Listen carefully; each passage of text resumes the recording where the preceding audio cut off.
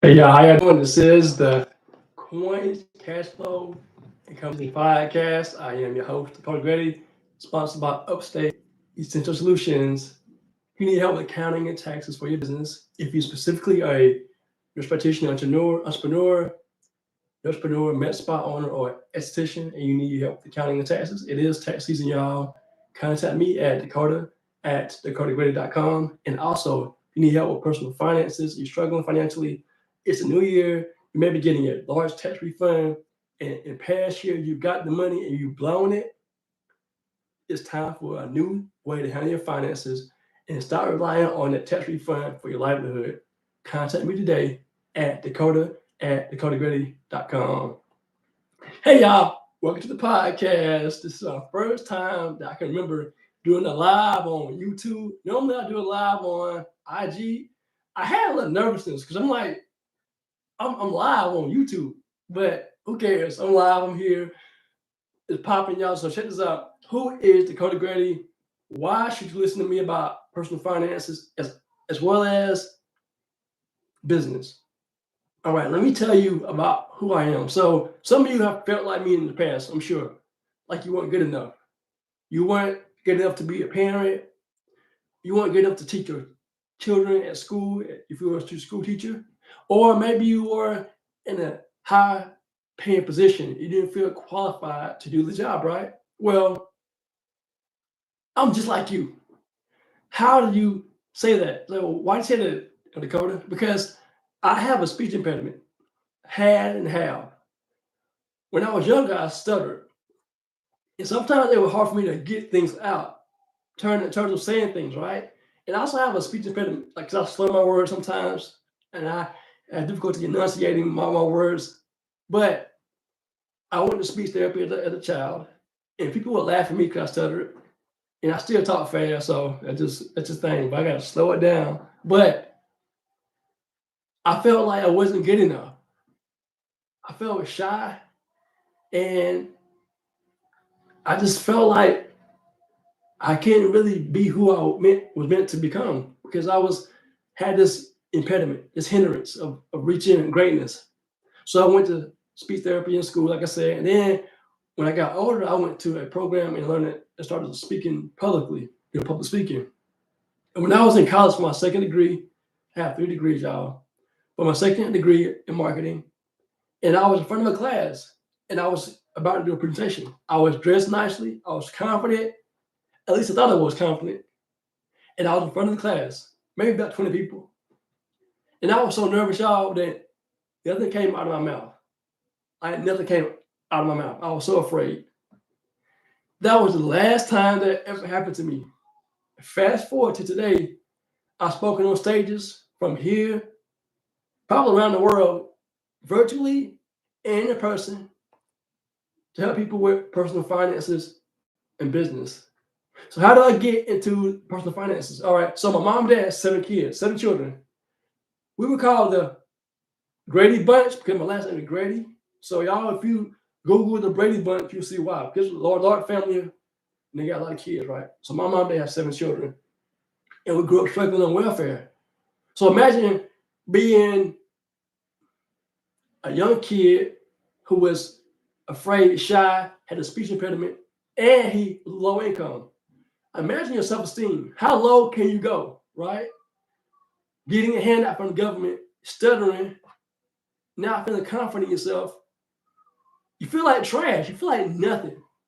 However, today I've written 2 books, one behind me, best-selling author. Again, spoken on stages across the world, probably because virtually and in person. Spoken to businesses, colleges, churches. Hey, so I didn't let that impediment stop me from becoming great. I'm not where I want to be, but I'm not where I was in the past. So the personal finances came in because I knew that we struggled financially, and I didn't want to repeat that cycle as I got older. It did, in a sense, because when I was working, I had lived in Tennessee for about 7 years, and I did accounting and taxes. And in the industry, it's a conversation for another podcast, but basically, I struggled. because I got angry because people didn't treat me right. One, and two, people would say I was slow. Well, I lost 4 jobs in a time period of 7 years roughly. And the last time I lost my job was during the pandemic, March 2020. So that started my journey in terms of entrepreneurship. So I knew that personal finances was something that was very important. So I learned about money before I went to school and everything. I learned about I saved money to buy my first car when I was in high school. So I knew financial literacy was important. I knew that was the way out of poverty, low income. And then I realized that entrepreneurship is also a way out of low income, because if you make a lot of income and you know how to manage your finances, the end result will be wealth. It's like common sense. So what did I do? Learn how to handle my finances and start my business during the pandemic. In fact, I made more money working for myself as an entrepreneur than I have working for anybody across any of my jobs, honestly, even with an accounting degree. So why am I passionate about personal finances? Why am I passionate about business? All right, so let me give y'all some stats real quick. Real quick stats. All right, so let me say this real quick. So one thing that I was really afraid to do was step out and talk about money and business for African Americans. I'm a follower of Christ and I love everybody, people with different backgrounds, right? I love people in general. But I felt this call and this pull for me to really focus on helping Black folks, African Americans, brown people, people of color, what do they want to say, with personal finances, money, because we lack financial literacy. We made $1.6 trillion according to CNBC, and we don't own homes. Let me read the stats to you. CNBC says Black wealth declined by 14% from $28,000 to $24,000 compared to whites who have income of actually wealth of $178,000 to $189,000. So it's a big gap. And according to Harvard University, 45% of Blacks own homes compared to 74% of whites. And then, according to McKinsey and Company, Blacks are mostly in low-paying jobs and underrepresented in high-paying jobs. So let's unpack all that right there for a moment. The first one, wealth. So according to Tom Stanley, the author of The Millionaire Next Door, he said that you become wealthy when you have what you own minus what you owe is $1 million, right? That's wealth. When you can basically, your money that you have coming in from your investments made more than you make on your job, right?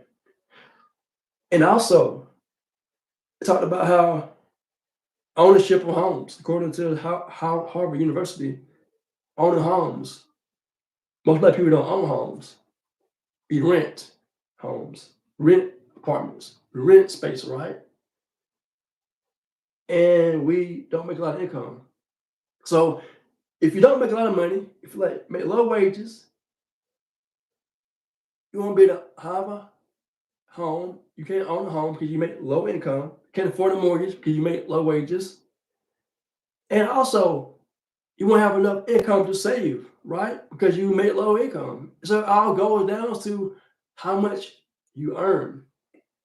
And then on top of that, how much you know how to manage what you have. So as African Americans, we know how to borrow money like crazy. One thing that we harp on is building our credit. We love that word credit. Credit is nothing but debt. You go in debt just to make somebody else rich. And yeah, that's a topic for another conversation. But anyway, my whole point tonight is to tell you why I'm here and talking about money and business.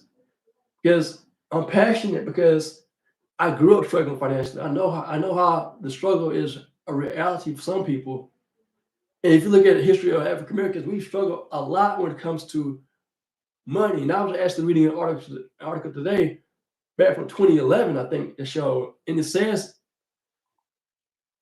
that basically, let me talk about first entrepreneurship. So for me, entrepreneurship is one way out of poverty or low income, right? Well, it says here that basically African Americans, and this is according to the VictoriaAdvocate.com, an article, and the source was the Selig Center for Economic Growth at the University of Georgia. And it talked about how the income for African Americans has gone up over time, basically. The purchasing power of Black people has gone up. And it also is a reference talking about Black businesses. And the thing that stood out to me was talking about how the Black dollar circulates in our community from 0 to 1 time compared to other communities. And I'm like, man, that's crazy. We get money and we want to take it out of our own communities and pay it in other people's communities. And then sometimes I ask myself, why are our communities so dilapidated? They don't look nice, they look ragged and tore down because we take our money out of our communities and put it in somebody else's community, and we go to their communities, and their communities look a lot better than ours because they're taking our money and using it to build up their communities, while our communities stay low and dilapidated. So I'm like, why is it the case? Well, it's mindset. Because the article was talking about a sociologist said, let me see if I can find the part of what she said when it comes to our mindset. Basically, she was saying that Valerie Reed, a 44-year-old sociologist and president and chief formulator of Valana Minerals, said the mindset carries over from the days of segregation and slavery. In American culture, Caucasian European culture is still seen as the ideal in so many ways. So it says here that talking about Black businesses, why we don't support each other. Reed said when a Black business owner does something considered wrong, the thought is it happened because they are Black. But that sort of reasoning is not done with other groups. That's disheartening for me. Because I want to help people of every race if I can, but honestly, that's not the reality. I mean, people do business with people who they look like, for the most part. It takes a person who has, I guess, wisdom and open-mindedness and understanding that knows just because someone has a different background than you doesn't mean that you can't go buy the services or goods, right? But everyone doesn't have that same mindset. But I'm passionate because I want to let people know that just because you have a Black business doesn't mean that you can only serve Black people. One, and two, just because you have a Black business doesn't mean that your Black business doesn't provide great service and great products, right? And that Black businesses can thrive, that they can support the community, that we can have a business that is flourishing, growing, and profitable, making money, providing a resource that is valuable to the community. And also, I want to help the Black community with personal finances because I want to help people to create businesses and need-based business like my business, accounting and taxes, so that we can provide value to the community and the world that we live in. Just because you're Black don't mean your business is crappy. Just because you're Black don't mean you can't have a business. Just because you're Black don't mean you don't mean you got to be low income or uneducated. I want to let people know I'm Black, but it doesn't mean that I can outsmart. I'm not driven. I'm not here to help people. I am smart. I am driven. I am here to help people. I can add value. I have value. And I want to make so much money. I'm in with this right here, y'all, because every time I think somebody asked him, how much money should you make? How much God should you get in your life? He said, get as much God as you can and get as much money as you can. So my goal is threefold. Well, let people know about Jesus Christ because he's my savior. I'm not ashamed of that. He saved my life. All right. Two, I want to become so daggone rich that I can help everybody in the world.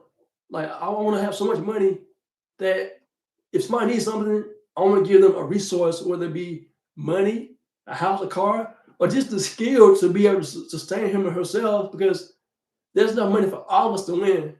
So I want to make so much money, be able to add value to people and let them know that they matter. Yeah, I want to become like God and become a billionaire. That's my goal, because there is enough money for all of us to succeed. And I want to help people with money and business so that they can come to know Christ and also live a life of abundance. That's the reason for this podcast, y'all.